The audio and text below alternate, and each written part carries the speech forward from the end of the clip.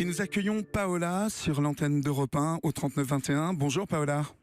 Oui, bonjour. Bonjour, quel âge avez-vous? 44 ans. Et vous nous appelez d'où? Je vous appelle du Raincy, une commune du 93. D'accord. Alors dès J'ai un peu mal à 2001... la gorge, excusez-moi, j'ai un voix enrouée. Je vous en prie, moi aussi un petit peu, vous devez l'entendre, un petit chat. Dès 2001, votre médecin avait des suspicions quant à d'éventuels troubles bipolaires. Mais ce n'est qu'en 2013 que vous avez été diagnostiqué comme tel. Que ressentiez-vous exactement? À quoi ressemblaient les troubles? Ce que je ressentais avant le diagnostic, c'est ça? Oui. Alors, avant le diagnostic, c'est comme vous le disiez, c'est que c'est... Alors ça s'alterne par des phases complètement, les phases qu'on appelle hypomaniaques, parce que je suis bipolaire de type 2. Donc ça veut dire que je peux développer des moments d'agitation extrême où dans ce moment-là, tout va très vite. Donc je me sens capable de tout. Donc d'ailleurs je fais des choses, je fais des choses incroyables quand je suis dans cet état-là que je ne ferais pas en temps normal. Du type?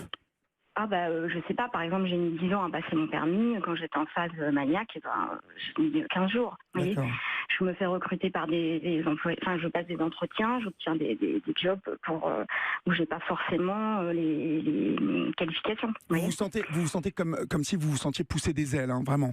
Ah oui, non, mais vous volez. D'accord. C'est-à-dire que vous marchez pas, tout le monde, personne ne va assez vite, quoi. Votre esprit, les idées fusent, vous allez vite, vous comprenez vite. Est-ce que c'est agréable? Est-ce que c'est agréable ces phases d'hypomania? Ça a pu l'être à une époque.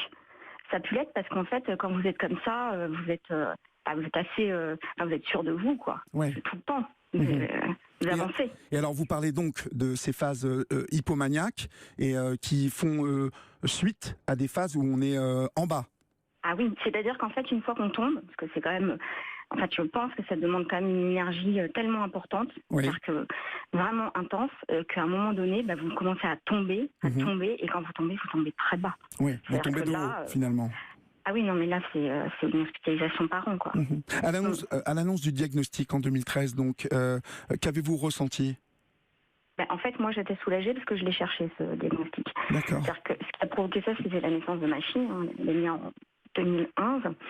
Et lorsqu'elle est née, malheureusement, ma fille a une maladie génétique extrêmement rare avec des troubles du spectre autistique associés. Et donc, le pédopsychiatre spécialisé en autisme qui s'occupait d'elle m'a dit vous êtes bipolaire, mais est-ce que vous êtes pris en charge par les meilleurs? J'ai regardé, je lui ai dit c'est qui les meilleurs?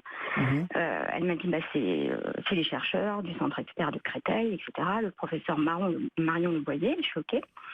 Donc j'ai consulté là-bas et depuis 2013, j'ai la chance d'être suivie par cette super équipe. Oui. Et j'avais soulagée qu'on me dise voilà, vous avez un trouble bipolaire de type 2. Parce que ça met un nom, si vous voulez, sur cet état où quand même on voit bien que vous n'êtes pas normal. Les gens le voient. Est-ce que des traitements ont suivi et est-ce que vous avez accepté de les prendre? D'abord, quel type de traitement vous a-t-on proposé? En 2013, on m'a proposé le lithium que j'ai refusé, que je refuse depuis d'ailleurs très longtemps, depuis 2001. Pourquoi? Je refuse le lithium. Parce qu'en fait, beaucoup de témoignages disent que le lithium fait des effets secondaires horribles, perte de cheveux, prise de poids 30 kilos, peau sèche, des choses d'ailleurs que je ressens à l'heure actuelle. Parce que, pourtant, Paola, aujourd'hui, vous avez accepté de prendre du lithium. Oui, alors, en 2000, c'était l'année dernière, j'ai fait une dépression gravissime. En fait, je voulais vous dire aussi que quand on est en phase maniaque, dans notre voiture, moi c'est comme ça que je le vois, on a l'impression de voler, de conduire vite, très vite. Et donc l'année dernière, j'ai voulu conduire très vite dans un virage. Et du coup, j'ai été hospitalisée parce que j'étais très mal. Et moi, j'ai perdu le fil de mes pensées. Non, vous me disiez que vous étiez en voiture. Voilà, c'est toujours cette sensation d'avoir des ailes. On conduit vite et vous me disiez que là, vous aviez pris un tournant un peu vite. Est-ce que c'était une volonté de quoi d'en finir? C'était une volonté que ça s'arrête. C'est-à-dire que c'est très difficile de vivre avec soi-même. C'est compliqué pour l'autre, compliqué pour notre entourage. Mais pour nous aussi. C'est-à-dire que moi-même, des fois, je ne sais pas comment gérer ma propre personne. Comment allez-vous aujourd'hui? Est-ce que ça va mieux ou vous sentez que vous êtes toujours, en tout cas, que ça n'est pas réglé cette histoire?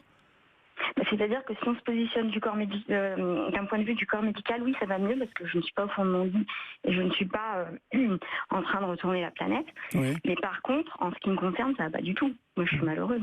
C'est-à-dire que j'ai un mal-être au quotidien. C'est pas possible d'être comme ça.